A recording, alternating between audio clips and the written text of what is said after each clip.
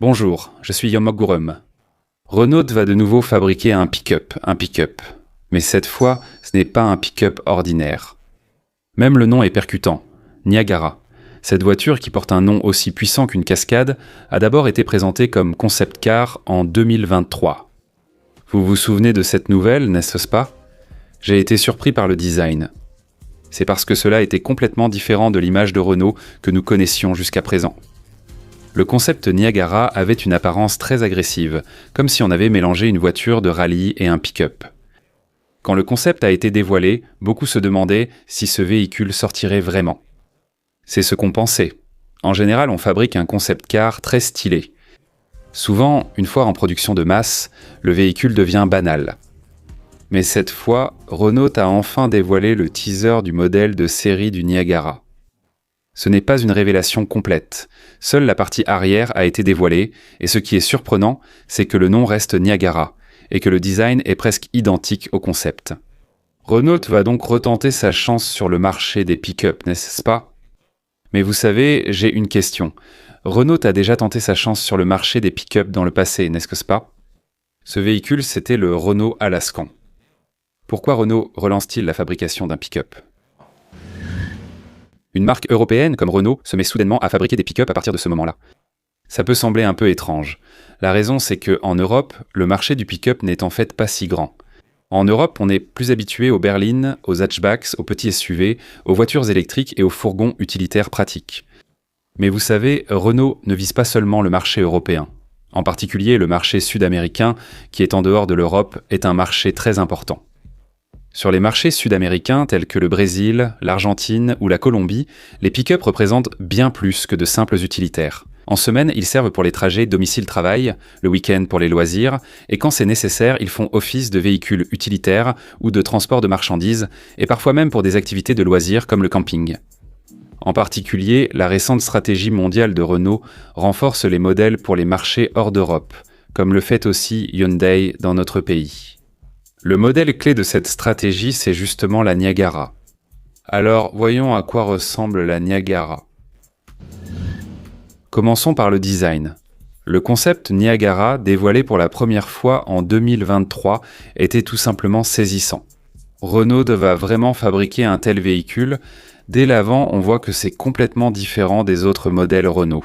Au centre, au lieu du logo Renault, on trouve le lettrage Renault représenté comme des pixels. Les phares sont fins et aiguisés. En revanche, le pare-choc semblait très épais et solide. Dans la partie inférieure du pare-choc, une plaque de protection est intégrée, ce qui lui donne une allure robuste parfaitement adaptée au tout-terrain. Il ne ressemblait pas à un simple pick-up ordinaire. Avec ce design, on pourrait même participer à un rallye dans le désert. Après la présentation du concept, les réactions des abonnés étaient très positives. Le design latéral est aussi impressionnant. Les arches de roues sont épaisses et les pneus ressemblent plus à des tout-terrain qu'à des pneus de route classiques. On distingue une structure pour charger de l'équipement sur le toit, donnant une impression très dynamique. Il y a un point important dans le design automobile de nos jours. Ce n'est pas simplement une question d'avoir une belle voiture, mais plutôt de se demander, en voyant cette voiture, quel style de vie je pourrais avoir si je la conduisais. Cela donne envie d'imaginer ce genre de choses et Niagara était exactement comme ça. Quand on voit cette voiture, on pense d'abord à l'extérieur plutôt qu'à la ville. Le camping, l'off-road, le surf, les voyages à vélo, toutes ces images viennent naturellement à l'esprit. Et si l'on regarde le teaser du modèle de production qui vient d'être dévoilé, il semble que presque tous les éléments du concept aient été conservés. Une voiture conceptuelle est conçue pour être exposée, une voiture de série pour être vendue. Malgré cela, Niagara a vraiment bien conservé l'apparence du concept. Sur le haillon, le nom Niagara est inscrit en grand, il est gravé en plein centre, de manière très visible. C'est une expression de confiance. Il faut aussi prêter attention au design des feux arrière, dont le graphisme est en relief et donne une impression futuriste. Donc même si ce n'est pas aussi extrême qu'une voiture conceptuelle, le modèle de série est également lancé avec un design arrière assez distinctif et original. La benne de chargement est vraiment importante. Un pick-up ne peut pas se contenter d'être simplement stylé. Il doit aussi être pratique lorsqu'on charge et décharge des marchandises. Ainsi, la partie supérieure de la benne dispose d'accessoires pratiques tels que moulure de cuisine, protection d'assurance ou revêtement de benne. Un autre élément attendu, c'est la barre de sport. Sur le concept, la galerie de toit et la boîte à outils ont un design vraiment audacieux. En production, cela sera modifié de façon plus réaliste, mais le design suggère qu'il ne s'agit pas d'un simple utilitaire, mais d'un pick-up de loisir. La partie avant n'a pas encore été dévoilée, mais si l'on considère le design le plus récent de Renault, on peut imaginer des feux de jour fins et un logo central illuminé. Il est donc fort probable qu'il aura un visage similaire au concept Niagara.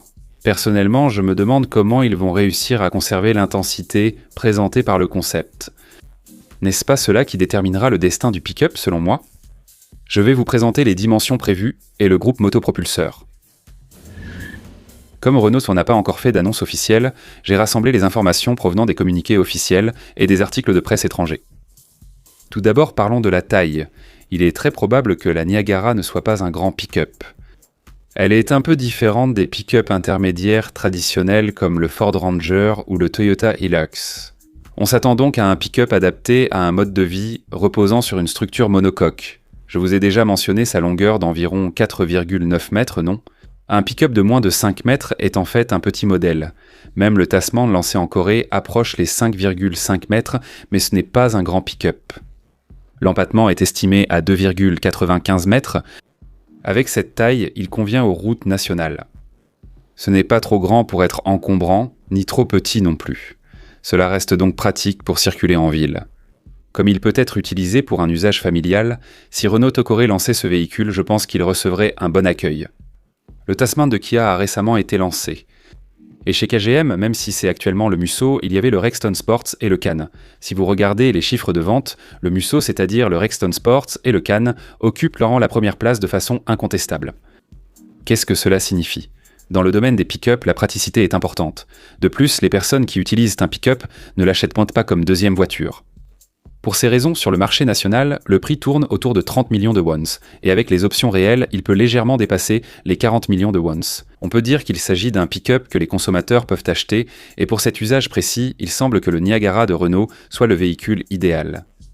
Je vais aussi évoquer le groupe motopropulseur attendu. Tout d'abord, Renault dispose d'un moteur essence turbo 1.3. Ce moteur de la série 1.3 TC est déjà utilisé sur plusieurs véhicules. Ce moteur est en un mot un moteur éprouvé avec un bon équilibre entre puissance et efficacité.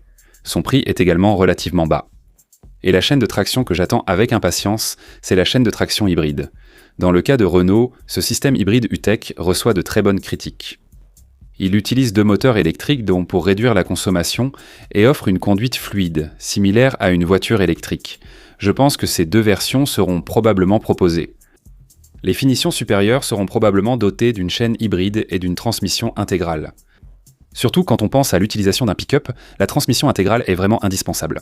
En plus, il faut aussi une consommation de carburant réduite, et la chaîne de traction hybride est justement celle qui peut répondre à tous ces besoins. Au quotidien, vous pouvez le conduire confortablement comme un SUV.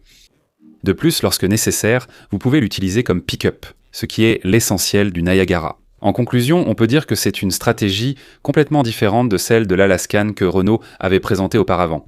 L'Alaskan n'était pas très grand, mais il se rapprochait d'un pick-up traditionnel. Mais la Gara est un véhicule qui vise la niche entre le SUV et le pick-up. Donc si Renault y fait un effort et que ce modèle est lancé sur le marché national, je pense qu'il serait parfaitement adapté à l'environnement local où de nombreuses activités de loisirs sont pratiquées. La Niagara devrait être présentée en version de série en septembre.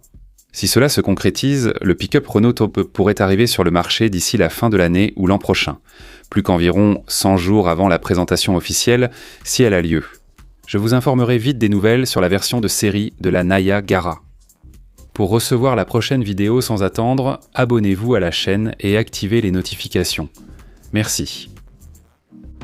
Si cela vous a aidé, mettez un j'aime, abonnez-vous et activez les notifications pour recevoir rapidement des infos sur les nouveaux modèles. Merci. Là.